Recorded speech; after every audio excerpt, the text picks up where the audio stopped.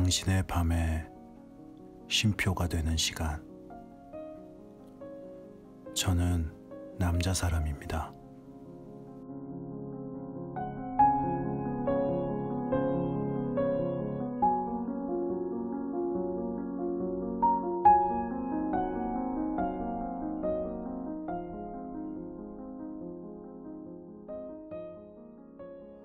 안녕하세요. 요즘 참 정말 많이 덥죠. 이제 폭염주의보 문자도 자주 오고,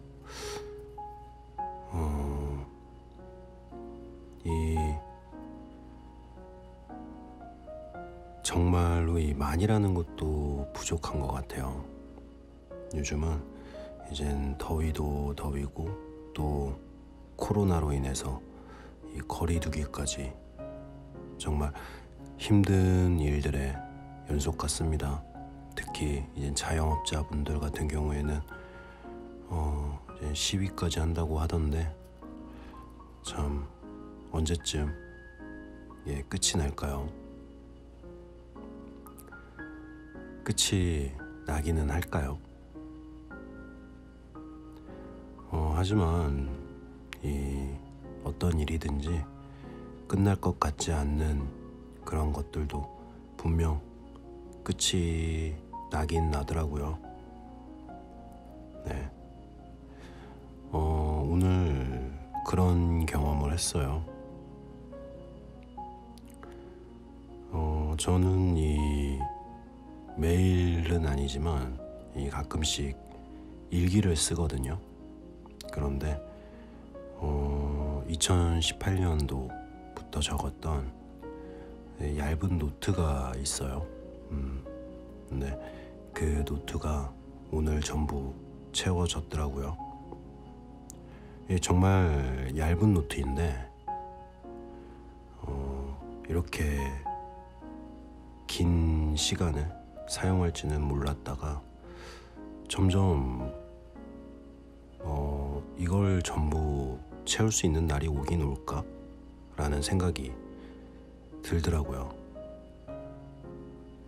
그렇게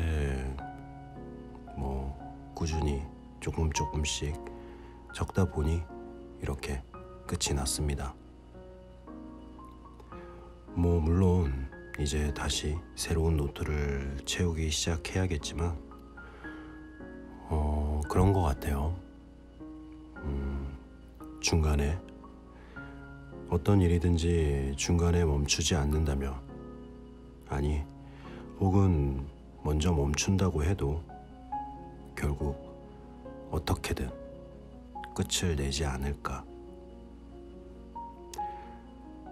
제가 일기 쓰기를 먼저 멈추지 않고 노트가 먼저 끝이 났든 결국 이 더위도 어쩌지 시간이 지나서 한 9월쯤이 되면 분명히 끝이 날 거고, 코로나 역시 지금 열심히 힘쓰고 있는 우리 의료진 분들, 그리고 다들 불편한 것들을 참고 이 코로나를 종식시키기 위해서 이 거리두기를 계속 이제 유지하는, 그렇게 힘쓰는 우리 모두의 그런 노력에 의해서 분명히 먼저 이 코로나가 먼저 끝나지 않을 거라, 끝날 것이라는 생각이 듭니다.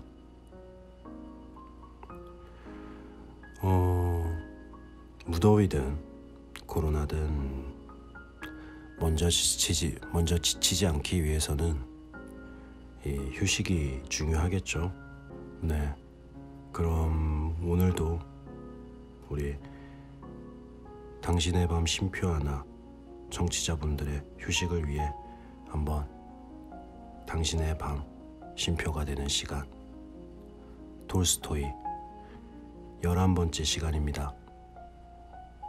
한번 시작해 보도록 하겠습니다. 재밌게 들어주세요.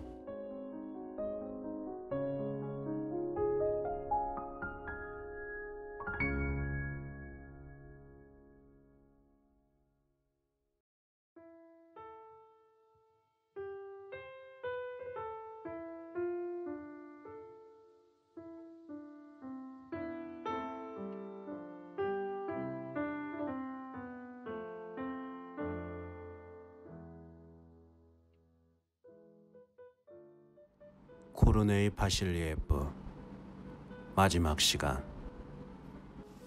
이튿날 코르네이는 누구보다도 일찍 일어났다. 그는 페치카에서 기어내려와 바싹 마른 긴발을 비벼 부드럽게 했다.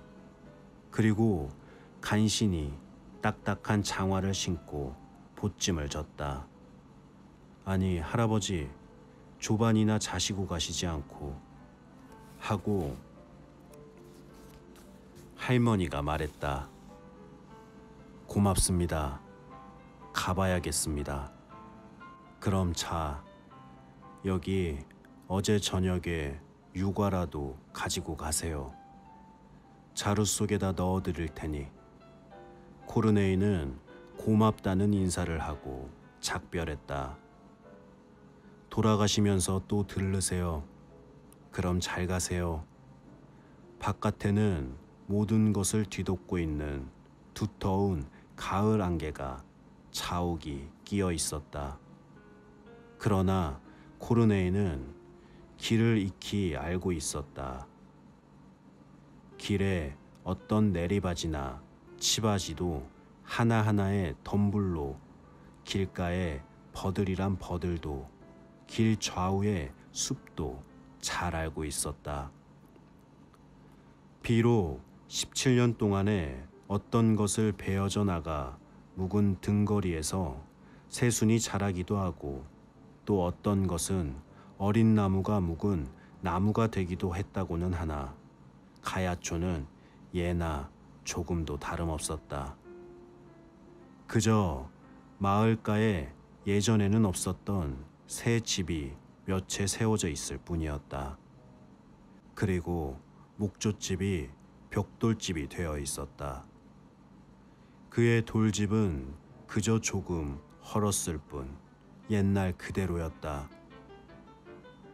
생철 지붕은 오랫동안 칠칠이 되어 있지 않은 데다 한쪽 모퉁이에 벽돌이 헐려 있고, 그리고 층층대는 기울어져 있었다. 자기의 옛집 옆으로 다가왔을 때 삐그덕거리는 대문에서 망아지를 거느린 앞말이 얼룩털의 늙은 악대말과 3살 난 말과 함께 나왔다. 늙은 얼룩털의 말은 코르네이가 집을 나가기 1년 전에 저자에서 사왔던 앞말과 영락없었다. 이것은 아마 그것이 그때 베고 있던 그놈이겠지. 저 처진 엉덩이하며 저 넓은 가슴패기와 털 복숭이에 다리하며 모두 영락없는 그대로다 하고 그는 생각했다. 말들은 새 집신을 신은 검은 눈의 어린애가 물을 먹이러 몰고 가는 참이었다. 저건 틀림없이 페치카의 아들인 내 손자놈이다. 검은 눈이 영락없는 걸 보니 하고 코르네이는 생각했다.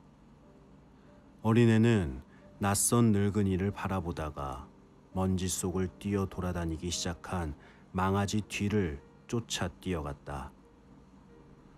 어린애 뒤를 따라 옛날에 기르던 볼초크와 영락없는 검둥개가 달려갔다. 저건 볼초크인가? 하고 그는 생각했다. 그러나 그렇다면 그 개는 벌써 20살이나 됐을 텐데 하는 생각이 떠올랐다. 그는 층층 대께로 다가가 간신히 그때 그가 거기에 앉은 난간에 눈을 쓸어 집어 삼켰던 층계 위로 올라가 현관문을 열었다.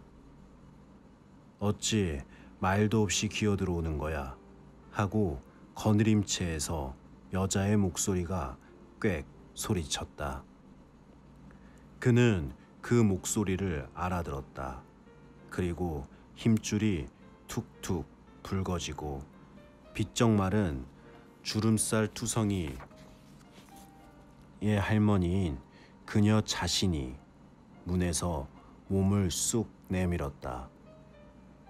코르네이는 자기를 모욕했던 그 젊고 아름다운 마르파를 기다리고 있었다. 그는 그녀를 미워하였으며 나무라고 싶었던 것이다. 그런데 별안간 그녀 대신 그의 앞에 나타난 것은 이런 할머니였던 것이다. 동냥을 하겠거든 창문 밑에서 말해야 할 것 아냐 하고 그녀는 귀청을 찌르는 듯한 날카로운 목소리로 말했다. 동냥을 하러 온 게 아니야 하고 코르네이는 말했다. 그럼 도대체 무엇하러 왔어? 또 뭐야? 그녀는 멈칫하고 그 자리에 멈췄다. 그리고 그는 그녀의 얼굴빛으로 그녀가 자기를 알아본 것이겠거니 하고 생각했다. 그래도 아직 뭐가 모자라서 어정거리고 있는 거야. 가, 썩 없어져. 제발 좀. 코르네이는 벽에다 등을 기대고 지팡이에 의지한 채 그녀를 찬찬히 바라보았다. 그리고 놀랍게도 자기 마음속에는 그토록 오랜 세월 자기가 품어오고 있던 그녀에 대한 원한이 없고 별안간 그 어떤 짜릿한 심약함이 자기의 마음을 사로잡고 있음을 느꼈다. 마르파, 우리들은 이제 얼마 살지 못해. 가, 제발 좀 가란 말이야. 하고 그녀는 재빨리 표독스럽게 말했다. 이제 더 할 말은 하나도 없겠나? 할 말이 뭐가 있어? 하고 그녀는 말했다. 제발 좀 가지 못할까? 가, 가. 당신처럼 어정되고 있는 그따위 못된 비렁뱅이는 얼마든지 있단 말이야. 그녀는 총총걸음으로 거느림채로 되돌아가 문을 쾅 하고 매닫아 버렸다. 뭘 그렇게 야단이세요? 하는 남자의 목소리가 들리더니 허리춤에 도끼를 꽂은 가무퇴퇴한 농부가 들어왔다. 40년 전에 코르네이와 영락없는 사내였다. 그저 조금 몸피가 작고 말랐을 뿐이었다. 그러나 반짝반짝 빛나고 있는 검은 눈은 정말로 잘 닮아 있었다. 이것이 바로 17년 전에 그가 그림책을 주었던 페치카였다. 그렇던 그가 거지를 동정하지 않는 데서 어머니를 나무랐다. 그와 함께 역시 마찬가지로 허리춤에 도끼를 꽂은 벙어리인 조카가 들어왔다. 이제는 의젓한 어른이 되어 제법 듬성듬성 턱수염까지 기른 목이 길고 또렷한 주의 깊게 꿰뚫어 보는 것 같은 눈매에 얼굴에 주름살이 잡힌 건장한 사내였다. 두 농부는 막 조반을 마치고 숲에 나가려던 참이었다. 조금만 기다리세요, 할아버지. 하고 표도르는 말하고 벙어리에게 처음에 늙은이를 가리킨 다음 거실을 가리키고 나자 손으로 빵을 싸는 신용을 해보였다. 표도르는 한 길로 나가고 벙어리는 거느림채로 되돌아 들어갔다. 코르네이는 내내 고개를 푹 수그리고 벽에 기댄 채 지팡이를 의지하고 서 있었다. 그는 못 견디게 마음이 약해졌음을 느끼며 복받쳐 오르는 울음을 꾹 참고 있었다. 벙어리는 거느림채에서 커다란 한 조각의 향긋한 갓 구워낸 검은 빵을 가지고 나와 성호를 긋고 코르네이에게 건넸다. 코르네이는 빵을 받아들고 역시 마찬가지로 성우를 그었을 때 벙어리는 거느림체의 문 쪽을 보고 두 손으로 얼굴을 쓰다듬으면서 침을 뱉는 신용을 했다. 그는 그렇게 함으로써 숙모에 대한 불찬성을 나타냈다. 그러더니 돌연 그는 넋을 잃고 입을 벌린 채 마치 알아보기라도 한 듯이 코르네이를 유심히 쳐다보았다. 코르네이는 더운 눈물을 억누를 수 없었다. 그리하여 윗마기의 팔소매로 눈이며 코며 허연 턱수염을 닦으면서 벙어리에게서 떨어져 층층대 위로 나와버렸다. 그는 세상의 모든 사람들에 대해서, 그녀에 대해서, 아들에 대해서 그 어떤 유다른 짜릿하고 기쁜 겸손과 비하의 감정을 경험했다. 이 감정은 기쁘기도 하고 괴롭기도 하게 그의 가슴을 마구 쥐어뜯는 것이었다. 마르파는 창문을 바라보면서 늙은이가 집 모퉁이로 자취를 감춘 것을 보고는 조용히 한숨을 지었다. 마르파는 늙은이가 떠나버린 것으로 믿어지고 나서야 배틀에 앉아 배를 짜기 시작했다. 그녀는 10번도 더 북을 내동댕이 치려고 했지만 손이 움직이지 않았다. 그녀는 일손을 멈추고 방금 만난 코르네이, 그녀는 그것이 그라는 것을 알고 있었다. 자기를 그렇게 두들겨 패기는 했지만 그래도 전에는 자기를 사랑해 주었던 바로 그 사람에 대해서 생각하고 회상하기 시작했다. 그녀는 금방 자기가 한 짓이 두려워졌다. 그녀는 마땅히 했어야 할 짓을 한 것이 아니었다. 그렇다면 그는 어떻게 대했어야 했단 말인가? 그는 자기가 코르네이라고도 자기가 집에 돌아왔노라고도 말하지 않았지 않은가?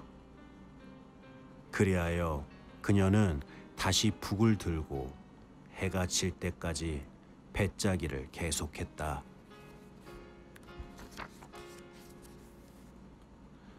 코르네이는 저녁에야 겨우 안드레 예배촌에 닿았다. 그리하여 또다시 지노베의 분의 집을 찾아가 1박을 청했다.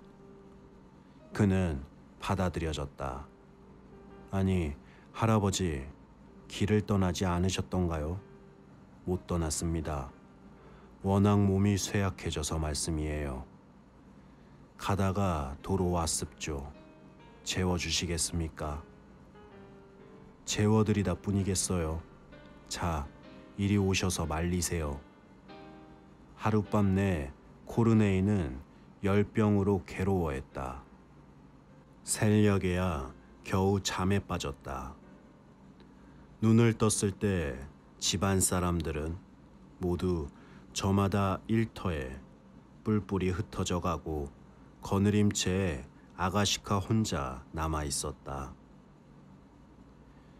그는 페치카 위에 할머니가 깔아준 마른 윗막이 위에 누워 있었다.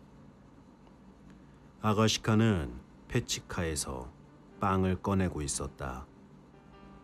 아주머니 하고 그는 가냘픈 목소리로 그녀를 불렀다. 내 옆으로 좀 가까이 와주세요. 잠깐만요, 할아버지 하고 그녀는 빵을 뒤집어 놓으면서 대답했다. 뭐 마실 것이라도 드릴까요? 네? 크바스는 어때요? 그는 대답하지 않았다.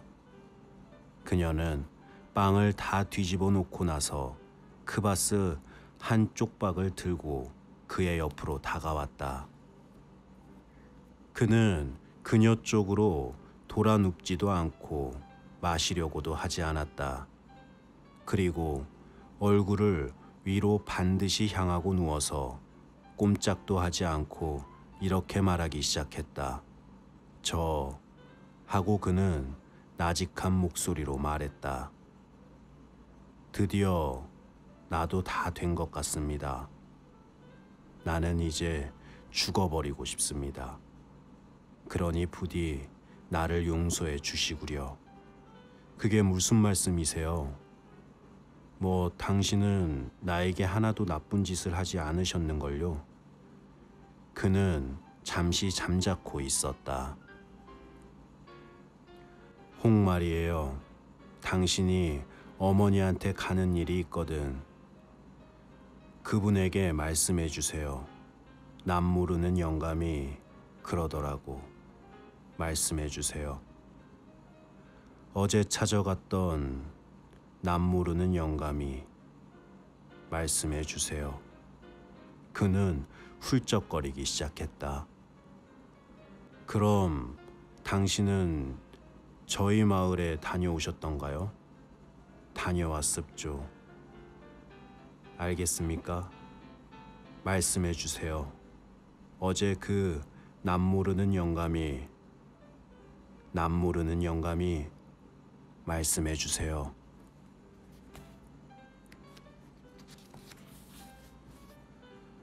또다시 그는 목이 메었다.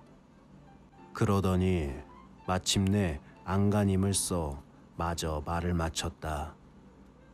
그분에게 용서를 빌러 찾아왔더라고. 그리고 그는 말하고 자기 가슴께를 더듬었다. 말씀드리죠, 할아버지. 말씀드리겠어요. 헌데 뭘 찾으세요? 하고 아가시카는 말했다. 늙은이는 어떻다고 대답도 하지 않고 힘이 든 양 얼굴을 잔뜩 찌푸리자 엉성한 털 복숭이에 손으로 품 안으로 한 장의 종이를 꺼내어 그녀에게 건넸다. 그리고 누가 묻거든 이것을 주십시오. 내 병적 증명서니까. 아, 고맙게도 내 죄는 모두 풀렸군요. 이렇게 말하고 나자 그의 얼굴은 엄숙한 표정을 담았다. 눈썹은 치켜져 올라가고 눈은 천장에 못 박히더니 이내 그는 잠잠해졌다. 촛불을 하고 그는 입술을 움직이지 않고 말했다. 아가시카는 깨닫냈다. 그녀는 성상에서 반쯤 타다 남은 백납초를 꺼내어 불을 켜서 그에게 꺼냈다. 그는 그것을 엄지손가락으로 잡았다. 아가시카가 그의 병적 증명서를 귓속에 치워두려 물러갔다가 그의 옆으로 다가왔을 때 촛불은 그의 손에서 떨어져 있었다. 그리고 이미 감겨버린 두 눈은 아무것도 보지 않고 가슴은 숨도 쉬지 않고 있었다. 아가시카는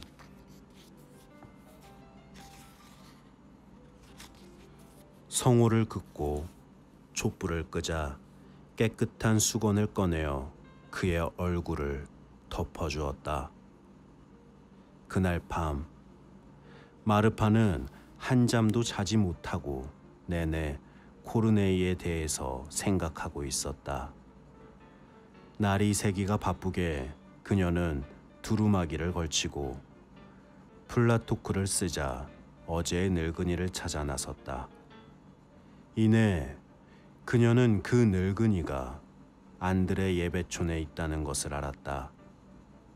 마르파는 울타리에서 지팡이 감에 작대기를 잡아 빼어서 안드레 예배촌으로 갔다.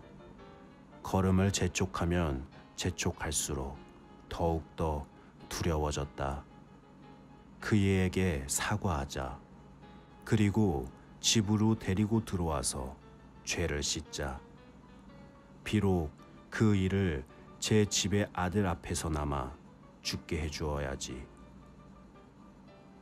하고 그녀는 생각했다. 마르파는 딸네 집 마당 쪽으로 다가가기 시작했을 때 거느림체 옆에 많은 사람들이 몰려 있는 것을 보았다. 어떤 사람들은 현관에, 또 어떤 사람들은 창문 밑에 서 있었다. 이 사람들은 모두 40년 전에 이 근방에서 쩡쩡 울리고 살던 이름난 부자였던 코르네이 바실리에프, 바로 그 사람이 거지가 다 된 나그네 신세로 딸네 집에서 죽었다는 것을 알고 모여든 것이었다. 아낙네들은 서로 소곤대며 한숨을 짓고 있었다.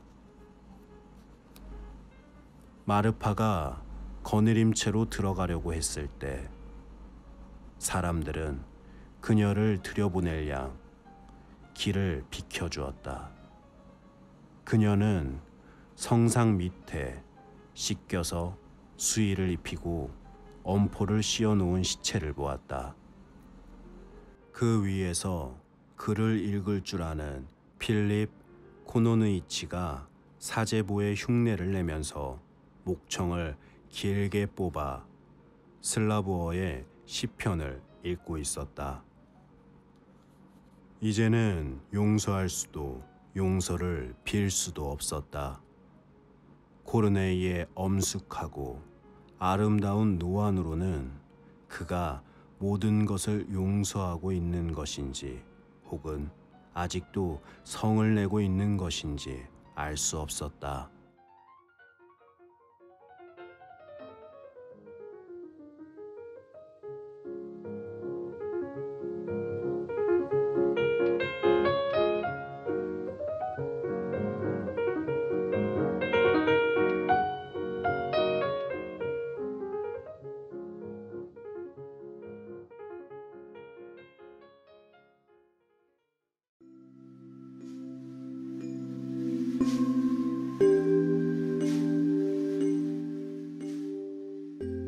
네. 이제 코르네이가 이제 본인의 집으로 돌아가고 결국 똑같이 돌려받은 것 같아요. 본인은 그 전에 딸로 인해서 어떠한 위로를 받아서 그랬다면 결국 남겨진 사람은 그 용서를 할 수가 없겠죠. 코르네이도 마찬가지였으니까요. 돌아오기 전까지는. 하지만 결국 마지막에는 둘 다 와이프도 코르네이도 이제 둘 다 배를 하면서 생을 마감을 하는 것 같은데 참 뭐랄까 그런 게 필요한 것 같아요. 물론 죄를 짓지 않아야겠지만 글쎄요, 사람이 감정적으로 될 수 있겠지만 참 그런 어떠한 극한까지는 가서는 안 되는 것 같아요. 아무리 본인이 후회를 하고 그거에 대해서 용서를 빌려고 해도 그게 그렇게 쉽지가 않잖아요. 결국은 후회가 남고 그렇게 극한까지 가지 않아야 빨리 풀 수 있지 않을까.